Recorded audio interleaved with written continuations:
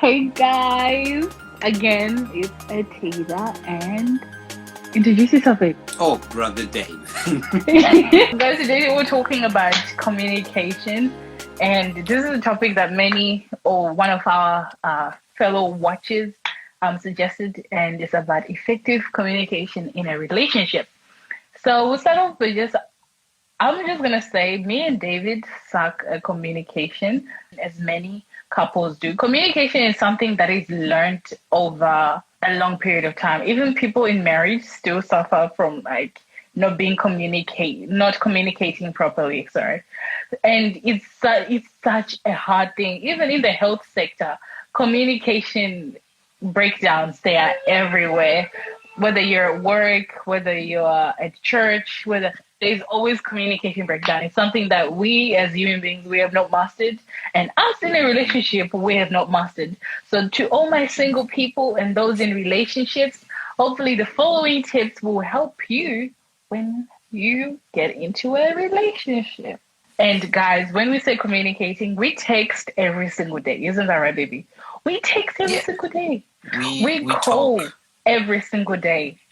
Yeah, we Every like single day. in regards to. I mean, the first thing I gotta say is communication is not necessarily always talking because you can always Mm-hmm. be talking, but you're not actually communicating. Communicating. That's so Yeah, true. That is so and true. it's kind of like chilling with your boy or with your girl is not communication. Mm. If you're always like spending time together and always going to the movies or whatever, that is not necessarily communication. That's just bonding. Okay, so a lot of us spend a lot of time bonding more than we actually deal with Communicate. stuff. Yeah. Mm-hmm. um yeah. So by Yeah. so by communication, I think communication in a couple is openly talking about things, like not letting them boil up over time. Like if something David is doing bothers me, such as losing his phone, if it bothers me, it's about me coming to David and being like, "Hey, baby, this thing, it annoys me," kind of thing. Instead of leaving it and letting it boil up over time, and then later on telling him when it's too late or when it's like being exaggerated, then being like, "Oh, babe, what you did here, I don't like it." There's some things David does, and guys, trust me, I suck at communicating. Like, David is the one who inspires me to talk. Sometimes he's prying things out of me. He'll be like, "Nah, babe, I don't know what you mean. Go deeper."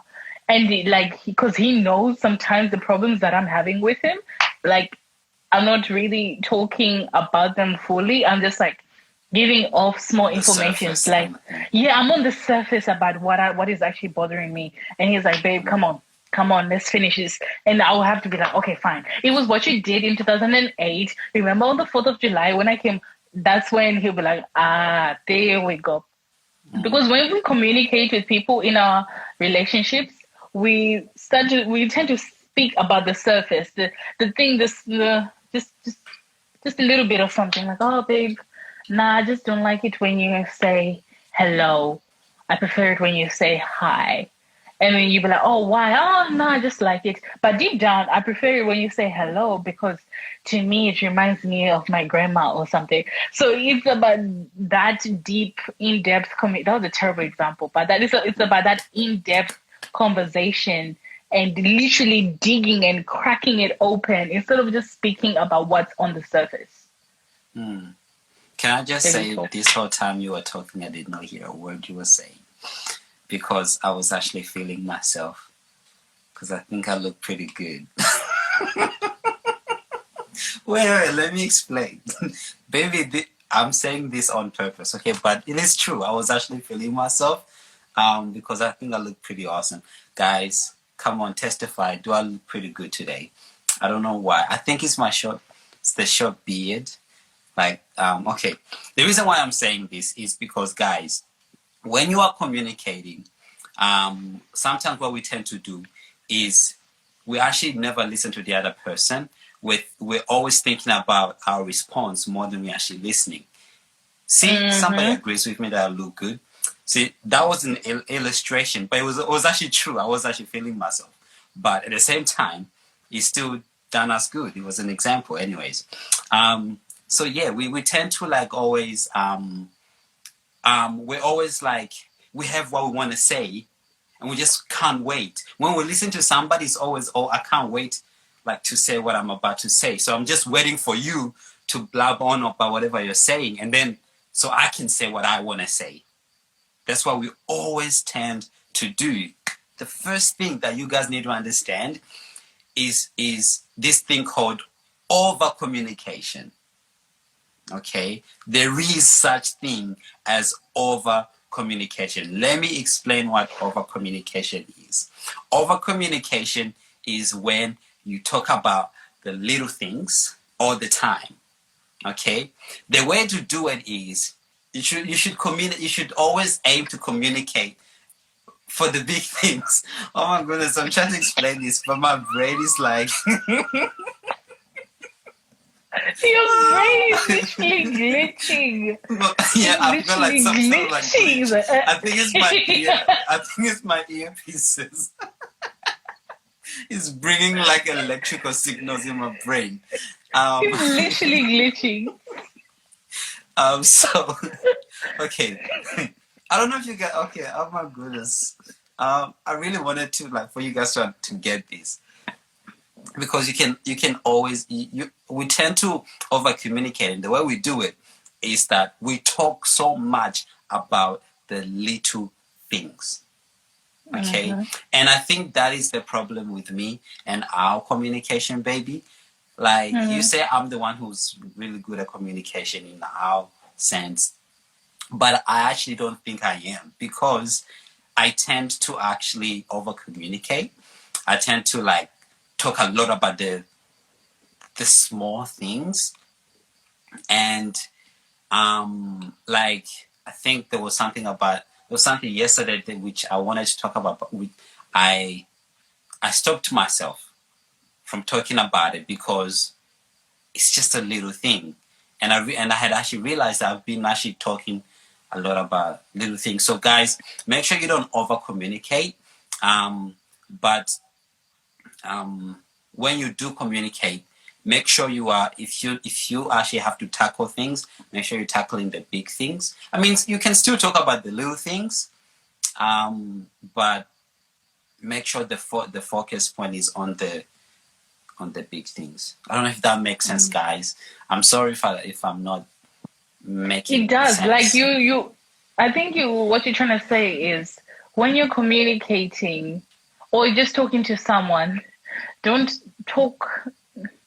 overdo it. When you're trying to get a point across or something, even if it's something small, don't overdo it. Don't talk about it over and over and over and over and over and over to the point that the person gets exhausted. Because there are times that David talks about little things and I get like, babe, seriously, like we're I'm talking terrible, about this. I even talk about hypothetical situations, baby. We argue about hypothetical situations.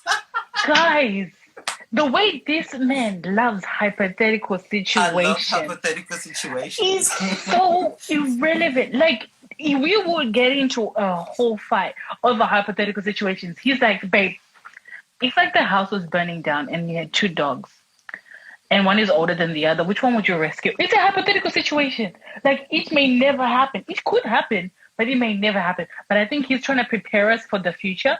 And then I'll be like, oh, I'll pick the oldest one.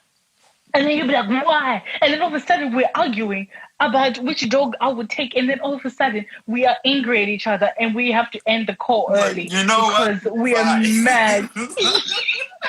Guys, that is the small talk I'm talking about. It doesn't even have to be like a huge conversation. But my man out here, he loves it. Hi, Mo. Baby, why? Why? There's someone I am a creative, baby. Like, I just think outside the box. I dream. I love that about you, but not to a point that it is putting our relationship at risk. Hi. Any Anyways, hypothetical situation. Anyway, baby, continue. Sorry. wait. We had a few questions. She said, what do you do if you don't speak the same language? If you guys don't speak the same language, then how are you dating? I'm trying to figure out myself. Like, why would you be dating when you don't even understand? Just get an interpreter, okay? Have like a middleman who's like an interpreter between the two languages. When you're conversing, just like I'm a kuru, and then the translator will be like, interpreter. in Shona, will translate in Shona, and then yeah, And if you're gonna date somebody that you don't even understand, then good luck. This is not the talk for you. Please kindly leave and message us. We would like to talk to you on an individual basis. But what I was saying is communication as a couple. Like I said, me and David, we suck at communication, but we text every single day. Another thing about communicating as a couple is you need to actually see that person when you're talking about big stuff. Because my body language, my facial show expressions, my tone is how David is going to interpret the message. I could tell David, you are the ugliest man I have ever seen. And he will feel so beautiful. Because it's about how I said it and my body language. So if you are in a relationship, and one thing me and David lack in is that I don't see him. So when we are in an argument and we're heated, it's hard for me to understand David because I can't see him, his body language. I can't see what he's doing or etc. when he's arguing or talking back at me. So I just like run to my own interpretation, like, oh, he did this, so therefore he must be annoyed at me. And then that argument heats up. So it's very important to understand the other person's body language, and you need to be able to interpret it correctly. So lack of understanding about how the other person expresses themselves can form a glitch in your communication. He could be saying something in such a calm way, but I have misread his body language and I can't see his body language because it's via FaceTime. So therefore, I've now been like, oh, he's rude or whatever. So you need to be able to understand how the other person expresses themselves. Like if they're angry, David will do this, or he will just be like this. You need to understand that about the other person. Another thing, we haven't quite gotten to the points of effective, but these are all points anyways. But another thing is, I think that will help you guys. That's really important, which we do, is that we don't text more than we actually either make phone calls and video chat, right? A text is, you read a text with the voice in your head, and the voice in your head, if you're angry at that person, that voice will be angry. And that text, that person, when they wrote that text, they meant good intentions. They had they meant it in a nice tone. But if you're angry at that person and they're apologizing, you read it in your head, it all comes up as, I'm sorry, it wasn't my fault. But when they typed it, they were like, I'm really sorry. It wasn't my fault. I didn't. But in your head, you're reading it wrong. So the way we read text is not necessarily how it was the person who typed it meant it for it to be received. So it's always good to hear the tone. It's not about the words, it's about the tone behind it. And you can only hear tone. You can't text your tone, if that makes sense. Yeah, you can't text your tone. So that's that. But I want to go through, I've got 7 tips on how to communicate effectively in a dating relationship. These are tips that I got from, because I have literally, my experience with relationships is literally just head knowledge. So I had to like practice it with you, baby. But I think I've done a pretty good job so far. But I've read a lot of books about relationships and dating, and this is literally the product of everything I've learned. The first one is, Number one, okay? Baby, if you want to write it down on the comment. Number one, always seek to understand more than to be understood.